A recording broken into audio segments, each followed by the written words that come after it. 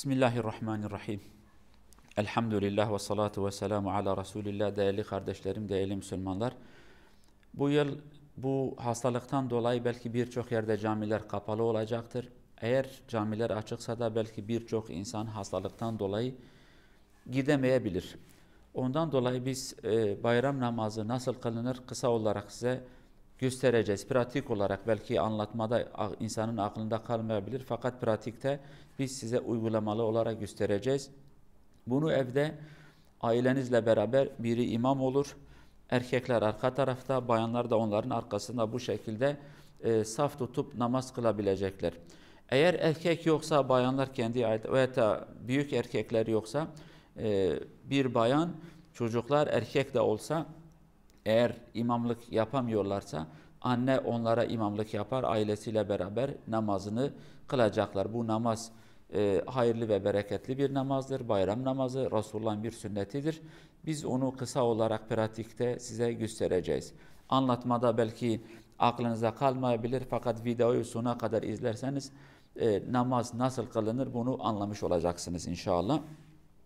Şunu da söyleyelim. Bayram tekbirleri vardı. Yani Allahu Ekber, Allahu Ekber, La ilahe illallah, Allahu Ekber, Allahu Ekber ve lillahil hamd. Bunu da bayram namazı akşamı, yani bu gece diyelim ki yarın bayramsa Ramazan bayramında iftardan sonra başlayarak bayram namazı kılana kadar bu mesafe içinde bu tekbirleri getirmek sünnettir. Unutmayın, evinizde, iş yaparken, yürürken, namazlardan sonra bu tekbirleri de ihmal etmeyelim. Biz şimdi bayram namazı göstereceğiz. Bu bayram namazı her iki bayram için de geçerli. Her iki bayram da aynı şekilde kılınır. Aralarında bir fark yoktur. Şimdi kısa olarak göstereceğiz inşallah.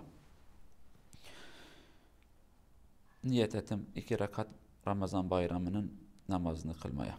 Allahu Ekber. Subhanakallahumma bihamdik ve tebarek esmuk ve teala cedduk ve la ilahe gayruk. Allahu Ekber. Subhanallah ve elhamdülillah ve la ilahe illallah Allahu Ekber. Allahu Ekber.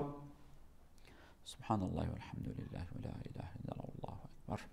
Allahu Ekber.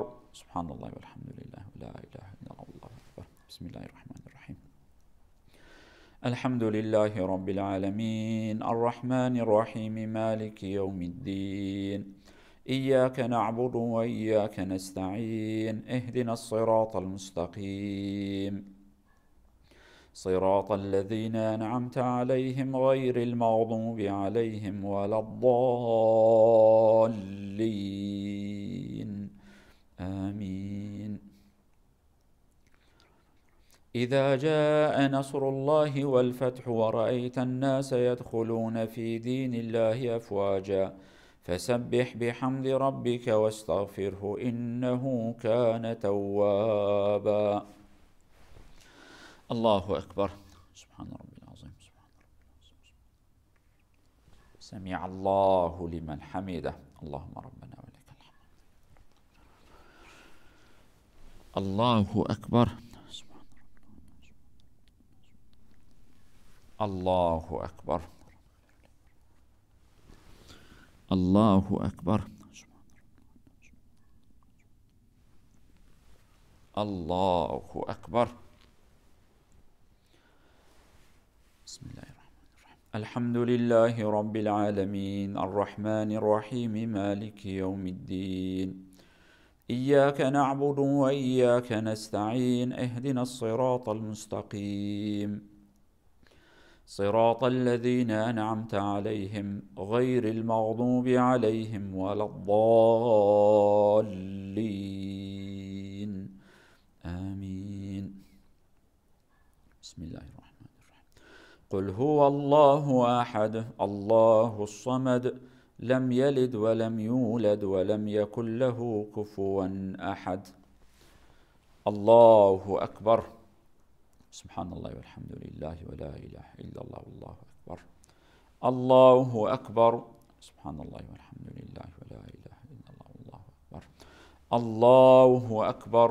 Subhanallah ve elhamdülillah ve la ilahe illallah Allahu Ekber. Allahu Ekber. Subhan rabbil azim.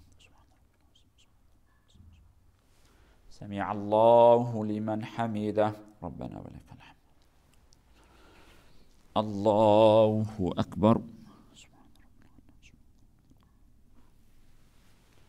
Allahu ekber. Allahu ekber.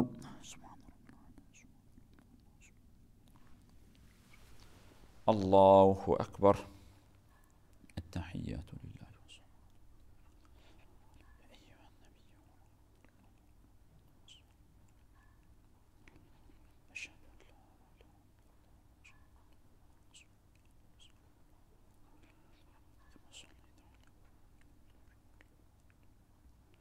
Esselamu aleyküm ve rahmetullah. Esselamu aleyküm ve rahmetullah. Değerli Müslümanlar, gördüğünüz gibi 2 rekat bir namaz, dualar sesli okunur, Fatiha ve Zemm-i Sure. İlk rekatta Fatiha'dan önce Sübhaneke'den sonra 3 sefer eller kaldırılır ve bırakılır, bağlanmaz. İkinci rekatta bu sefer Fatiha ve sureden sonra 3 sefer yine eller kalkılır ve bırakılır. Her iki tekbir arasında da hangi duayı okuyorsanız olabilir. Fakat meşhur şu duayı okunur. Subhanallahi velhamdülillah ve la ilahe illallah vallahu ekber. Cenab-ı Allah bayramınızı mübarek kılsın, ibadetlerinizi ve ibadetlerimizi kabul etsin. Cenab-ı Allah nice nice bayramları, oruçları ve taatleri cümlemize nasip etsin. Cenab-ı Allah Ramazan'dan Ramazan'a kadar bize sağlık ve afiyeti nasip etsin. Vesselamu aleyküm ve rahmetullahi ve berekatuhu.